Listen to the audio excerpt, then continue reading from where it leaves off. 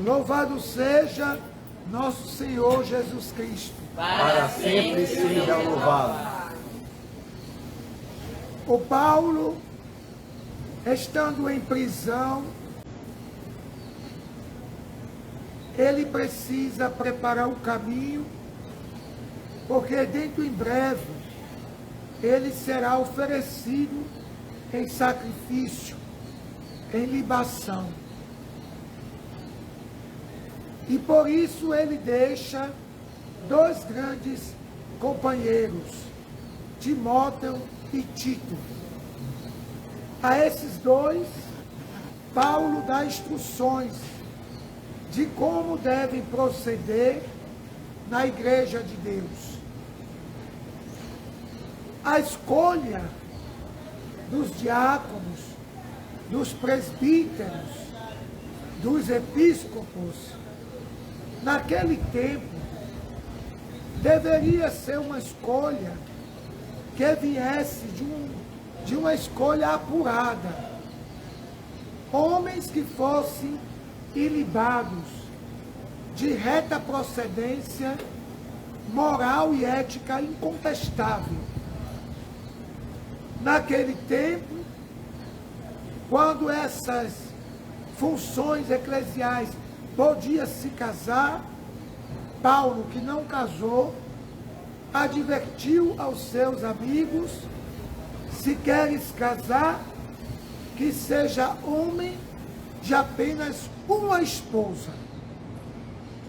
Não sejam dados ao vinho, não sejam pessoas que se embriagam. Sejam éticos e morais. Não sejam ávidos ao dinheiro, nem dados aos presentes que subornam. Conservem a vossa vida na ética e na moral. Porque quando o homem tem esses pré-requisitos, ele é respeitado. É muito respeitado. E hoje Paulo diz a Timóteo: eu quero visitá-lo muito em breve, mas se houver algum contratempo e não tiver como visitá-lo, pelo menos você tenha em mente uma coisa: aquilo que é essencial para a vida cristã. Para a vida cristã. É Jesus a nossa esperança. Foi nele que nós fomos justificados. É nele que obtemos a salvação. Fique fiel a esse ensinamento e tenha uma vida ética, uma vida ilibada. Os conselhos de Paulo para a vida eclesial se estende também para nós como cristãos na vida civil. Se estende também para todos aqueles que querem exercer cargos na vida social. Um diretor de um hospital como esse não pode ser senão com essas mesmas características. Um vereador, um deputado, um político também não pode ser-lo se não tiver essas características. Qualquer um de nós, se almejamos qualquer cargo, no cargo que ocupamos, seja ele qual for, devemos ter características de honestidade, de ética, de moral. E termos em mente o fundamento daquela função a qual somos designados. Não podemos fugir disso. No Evangelho de hoje, Jesus mostra também a insatisfação do povo. O povo não luta por aquilo que é essencial e passa uma vida eternamente insatisfeita. O povo estava escravo no Egito.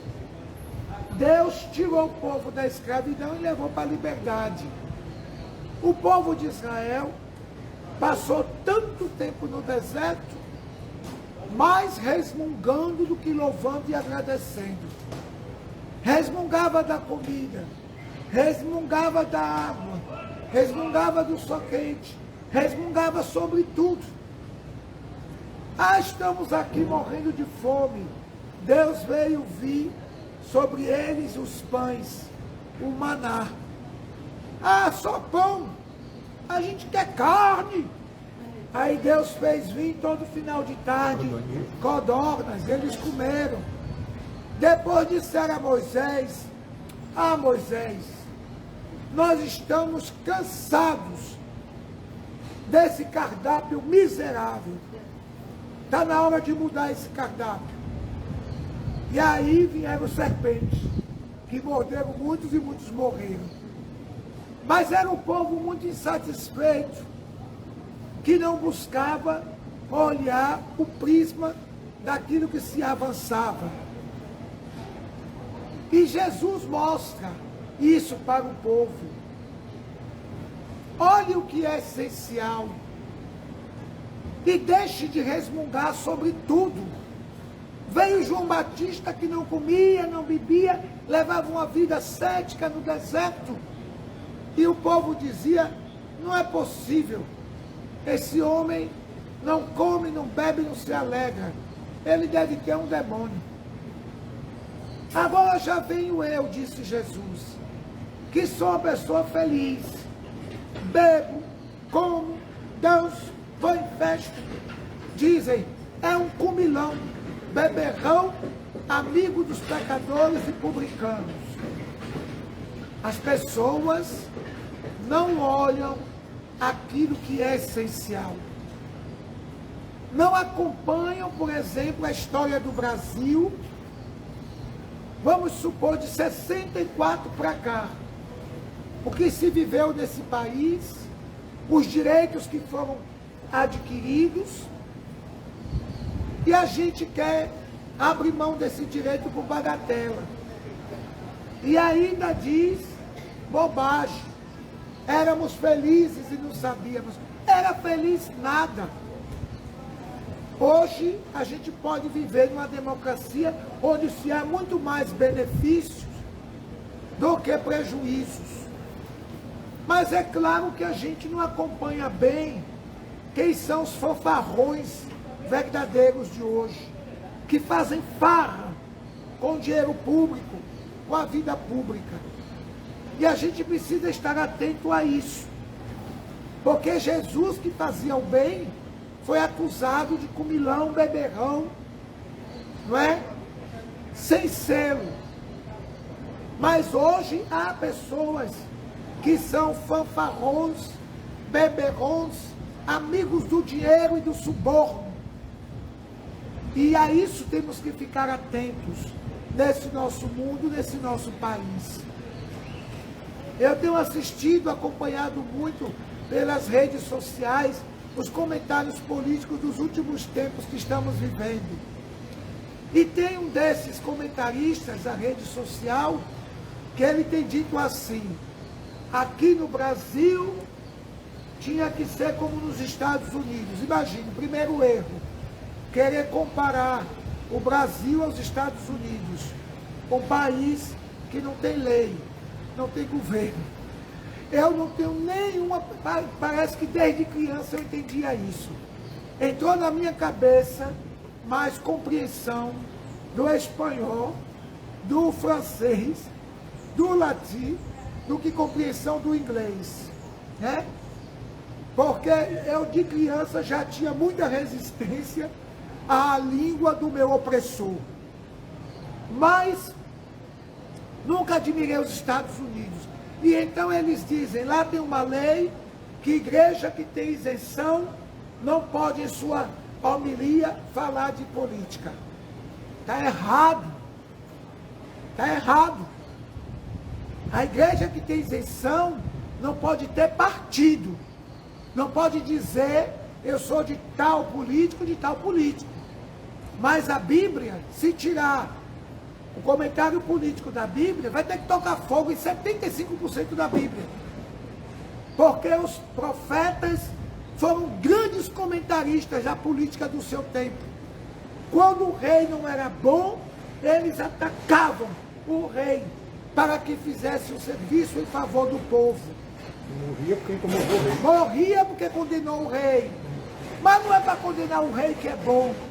É para condenar o rei que não cuida do povo, não dá saúde ao povo, educação ao povo, moradia ao povo. Por exemplo, hoje, eu estou indignado. O Congresso hoje, o que é que o Congresso aprovou? Uma PEC da blindagem para que os deputados não possam ser processados por ninguém enquanto estão no poder. Em jeito nenhum pode ser processado. A lei da blindagem. E por outro lado, não votou hoje, que é o último dia para a votação, não votou na diminuição do preço da energia que a gente paga tão caro.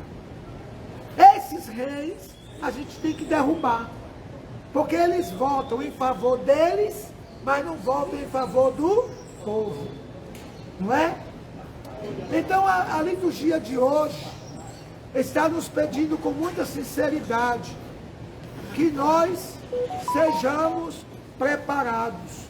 Paulo advertiu Timóteo: seja um homem ético, moral, coerente, se quiser governar a casa de Deus. Que se você não governa bem sua casa, se você não governa bem sua vida, como é que você pode querer governar a igreja? Se você não governa bem sua vida, não governa bem sua casa, como é que você quer governar um país? Se você é um povo só que só sabe murmurar, o povo murmura. A gente dá graças a Deus que existe o Ananeri, dá. Graças a Deus que existe isso aqui, para cuidar do rim e do coração. Mas está bom? Não. Vocês é que sabem o que vocês passam para vir do interior de madrugada a noite toda para chegar aqui de manhã para consulta. E muitas vezes quando chega, o médico hoje não pôde vir, o médico hoje simplesmente não veio e marca para outro dia, achando que é fácil. Não é? Se o povo do Brasil murmurasse menos e agisse mais, fizesse o que o Papa Francisco disse, eu quero a igreja em saída, na rua. Não é normal que tenha um posto de coleta de sangue, como esse aqui do Ananeri, esteja para fechar por falta de doação. E a gente pensa, quantas pessoas comem hóstia no domingo na missa? Porque quem comunga na missa e não é capaz de doar sangue, come hóstia, mas não engole o Cristo. Não engole Cristo. É preciso comungar o Cristo, mais do que ser comedor de hóstia. Precisa tomar consciência que essa hóstia, essa comunhão é o Cristo. E se é o Cristo, tem que ter a mesma atitude que ele, que estendeu os braços para salvar e doar sangue, e doou sua vida. Que nós possamos ter consciência, você que me escuta, que me acompanha na rede social, e vocês que estão aqui, vamos divulgar isso, vamos conclamar todos os cristãos, principalmente os católicos. Eu não vou falar de outros cristãos, porque eu não sou pastor de outro rebanho. O meu rebanho começa hoje. o meu rebanho é o católico, né? Então todos os que são membros da Igreja Católica, que comungam, que recebem a comunhão, leve a sério isso. Se és solidário com o irmão, você é um verdadeiro comungante do Cristo. Mas se você não é capaz de ser solidário, então só sabe comer hóstia, né? Que é preciso comungar o Cristo. E eu mando um abraço especial para os membros da paróquia São Cosme e Damião, os santos mártires, né? Martírio é derramamento de sangue. É aquele que deu o sangue por amor a Cristo, né? Lembre que eles eram médicos, Lembre que eles eram a favor dos pobres. Hoje começa o novenário em louvor a Cosme e Damião, não é? E daqui a pouco em louvor a São Miguel. O que tem de gente fazendo quarentena de São Miguel, né? Não vai adiantar fazer tanta quarentena se você não tem abertura de amor ao próximo, cuidar do próximo. Não adianta. Pode ter 1000 devoções, não vai adiantar nada, não é? Sua salvação vai depender muito de sua atitude em favor do próximo. E não sou eu que digo isso, não. Quem discorda de mim, ó, azar. É porque não lê a Bíblia.